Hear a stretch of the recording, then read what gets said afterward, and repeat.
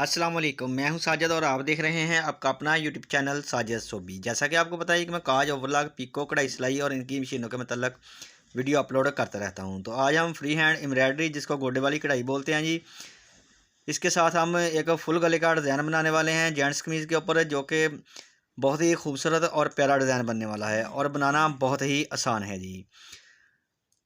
तो जी ये free hand embroidery puff का मॉडल है जी 230, और जो 130 मॉडल होता है उसके ऊपर भी आप इसी तरह की एम्ब्रॉयडरी कर सकते हैं, जो कि गोडे के साथ इसकी जिगजैग होती है। और ये फ्री हैंड एम्ब्रॉयडरी वाली मशीन होती है, गोडे वाली मशीन भी इसको बोलते हैं जी। तो ये इसके ऊपर इस तरह के गले आप बहुत ही आसानी के साथ बना सकते हैं जी।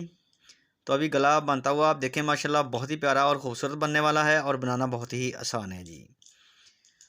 तो जो मेरे चैनल पे नए हैं, चैनल को ज़रूर सब्सक्राइब कर लें और बेल आइकॉन को प्रेस कर लें, ताकि इस तरह की आने वाली वीडियो का नोटिफिकेशन सबसे पहले आपको पहुंचे और आप इसको देख सकें। शुक्रिया।